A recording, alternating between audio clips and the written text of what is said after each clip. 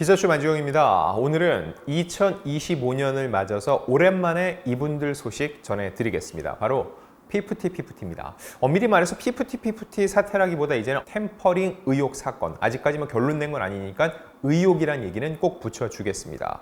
하지만 워낙 이 피프티라는 키워드가 대중들에게 깊게 각인이 돼 있기 때문에 이 사태의 느낌을 정확히 전달드리기 위해서 그 키워드를 다시금 꺼냈습니다. 2023년 시작돼서 지난 2024년까지 1년 넘게 세간과 K-팝 시장을 뜨겁게 달궜는데 아직도 형사, 민사 사건이 여럿 걸려 있습니다. 자, 그중에서 오늘은 이 거액이 걸린 민사 소송이 어떻게 진행되고 있는지 현재 상황, 그리고 2025년 지금 어떠한 과정을 밟게 되는지 조목조목 짚어보겠습니다.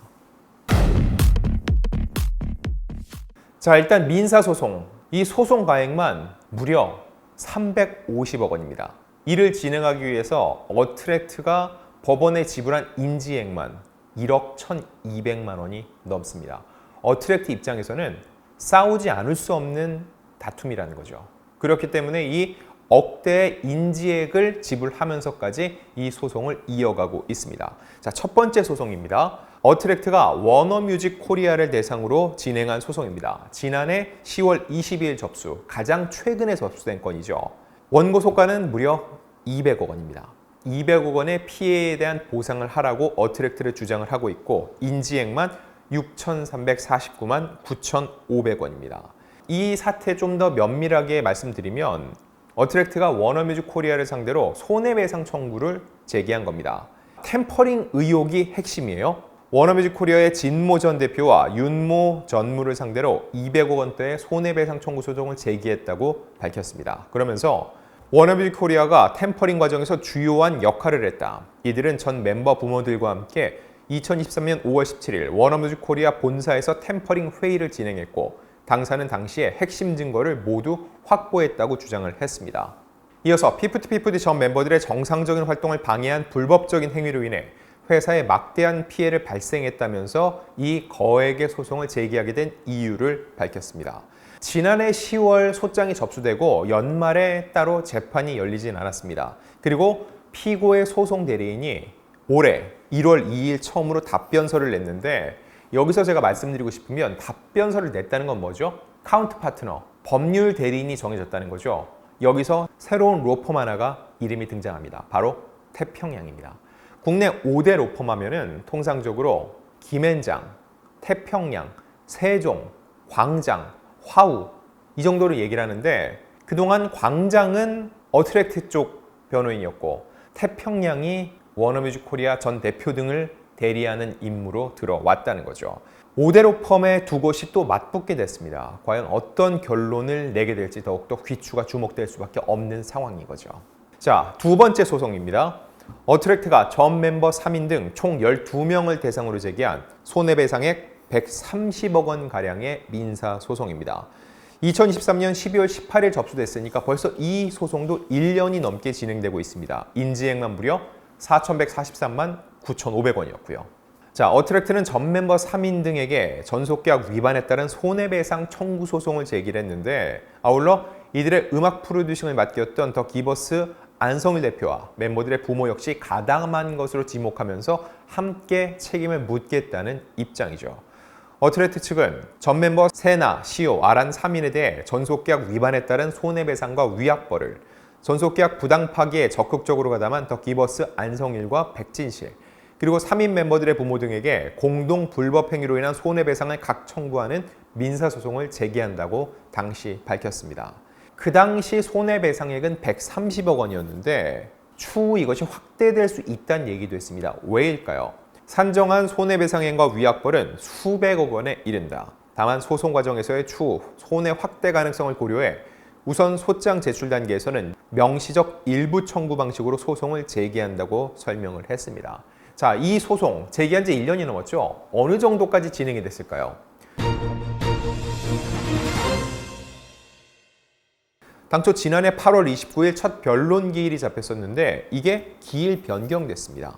그리고 전 멤버 3인 등이 워너뮤직 코리아와 소니뮤직 등으로부터 받은 사실조회 신청서를 제출을 했고 이 증거에 대해서 양측이 의견서를 서로 주고받았습니다. 이게 12명이나 걸린 사건이고 워낙 방대한 사건이기 때문에 서로 이런 서류가 주고받고 또한 이걸 검토하는 과정이 굉장히 길게 걸린 것으로 보이고요. 그리고 12월 13일이 마지막이었습니다. 절차 진행에 관한 의견서 제출 및 송달을 받았죠. 이 사건이 또 복잡한 이유가 있습니다. 바로 전 멤버 3인이 제기한 반소가 있기 때문이죠. 이건 지난해 8월 23일이었습니다. 전 멤버 3인이 어트랙트를 상대로 3억 100만 원의 정상금 등 청구의 소송을 제기했습니다. 인지액은 약 113만 원이었고요. 이 사건은 이 130억 원대 소송과 병합이 돼서 현재 함께 진행이 되고 있습니다. 자, 남은 세 번째 소송입니다. 이는 어트랙트가 안성일 대표 등을 상대로 한 손해배상 청구 소송입니다.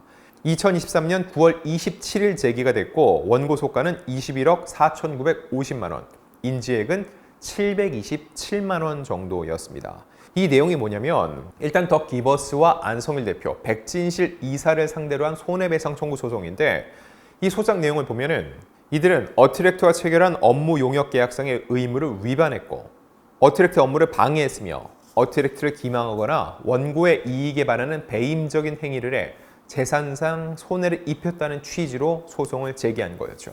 이 소송이 현재는 가장 진행 속도가 빠릅니다. 지난해 7월 11일, 9월 12일, 11월 21일 약 2달 텀을 두고 변론 기일이 진행이 됐고 올해 3월 13일 변론 기일을 앞두고 있습니다.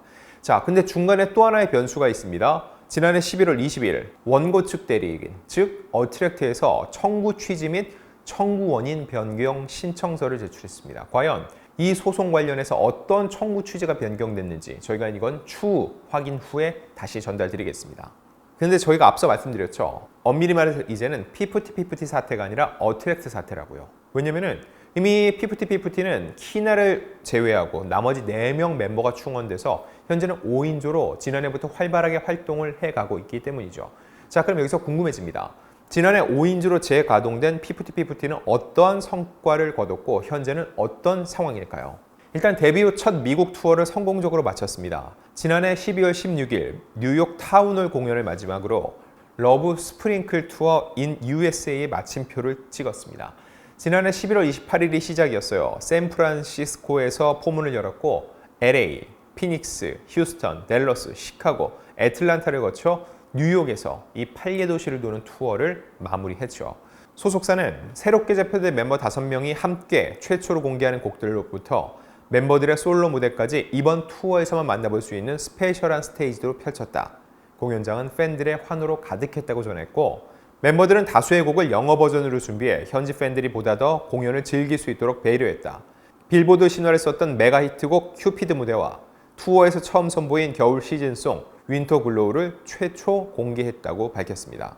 자, 이 과정을 모두 겪은 키나의 소감 듣지 않을 수 없죠. 키나는 이번 투어를 통해 제가 음악을 사랑하는 마음이 더욱 커지게 된 것 같다. 멋진 무대에서 별처럼 반짝이던 이 순간을 꼭 기억하고 싶다는 소감을 전했습니다.